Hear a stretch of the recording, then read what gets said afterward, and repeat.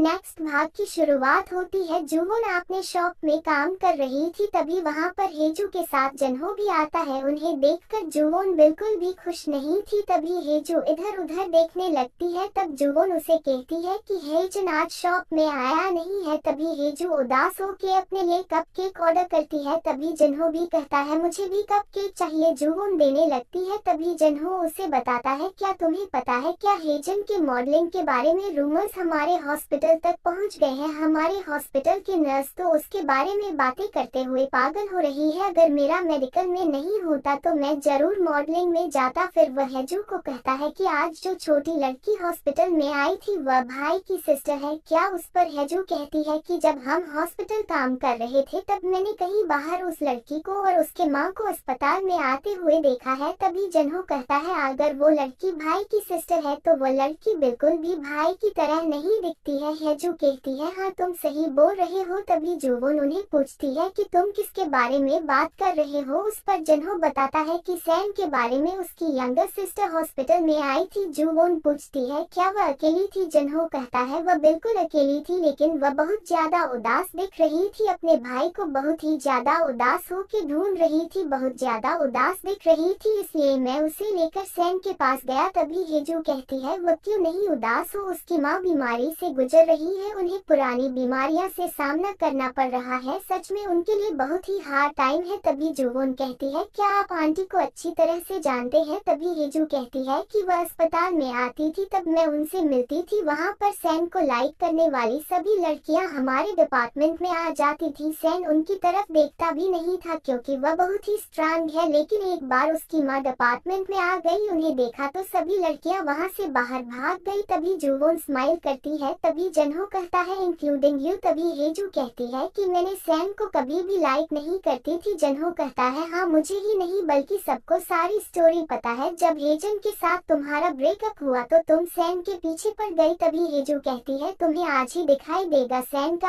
आज मूड खराब है, तुम जरा से भी बेवकूफी करोगे तो तुम्हें पता चलेगा कि सैन कैसा है, तुम्हारे लिए ट्रबल क्रिएट होगा। तभी जनहो कहता है कल रात को कोई भी जरूरी काम नहीं था, फिर भी सैन ने पूरी रात काम किया है। जनहो कहता है उसका पूरा फेस डार्क दिख रहा था। तभी हेजू कहती है कि सुबह मैंने जुवोन के साथ उसे स्माइल करते हुए देखा था, उसके बाद पूरा दिन वो गुस्से में ही था, वह स्कूल में ही ऐसा ही था, वो बिल्कुल स्माइल नहीं करता था, लेकिन जब भी वो जुवोन को देखता था तो इमीडिएटली उसके चेहरे के ऊपर स्माइल आती थी, वो पूरी तरह से चेंज हो जाता था। मैंने सच में सोचा था ये दोनों डेट कर रहे हैं। जनहो कहता है क्या तुम्हें अभी भी इस बारे में मिसअंडरस्टैंडिंग है, ये सही नहीं है। तभी जुवोन इसके बारे में सोचने लगती है। तब वो होश में आकर उन दोनों की तरफ देखती है तो वह दोनों उसी की तरफ देख रहे थे। तब जुवोन उन्हें कहती है कि क्या कहा तुमने। तभी हेजू जनहो को कहती है हमें आप जाना चाहिए। जुवोन को कहती है हम दोनों जा रहे हैं। वह दोनों वहाँ से चले जाते हैं। तब हम देखते हैं कि जुवोन इसी के बारे में सोच रही थी। तभी वो सैन को कॉल करने लगती है, लेकिन फिर रुक जाती है। तभी सैन का ही उसको मैसेज आता है। वह कहता है अस्पताल में मुझे पेशेंट ऑब्जर्वेशन करना है, इसलिए मैं आज लेट घर आऊंगा, इसलिए तुम वेट मत करना। जुवोन कहती है और राइट घर आओगे तब मुझे कॉल कर लेना। उसके बाद हम देखते हैं कि सैन हॉस्पिटल में था और राउंड पर आता है तो सामने अपनी माँ को देखता है तो खुद की फीलिंग को कंट्रोल करता है और फिर अपने माँ के पास जाता है। उसे कहता है कि मैं कपड़े चेंज करके आता हूँ, आप मेरा थोड़ी देर के लिए इंतजार करें। तभी उसकी माँ उससे कहती है कि यहाँ तक आना बहुत ही ज्यादा कठिन था तो यहीं पर हम बातें कर लेते हैं। वो कहता है यहाँ पर बैठने की जगह नहीं है तो चलो कहीं पर बैठकर बातें करते हैं। फिर उसके हाथ को पकड़कर उन्हें लेकर जाने के लिए उनके पास आता है, लेकिन वो उसे हाथ लगाने नहीं देती है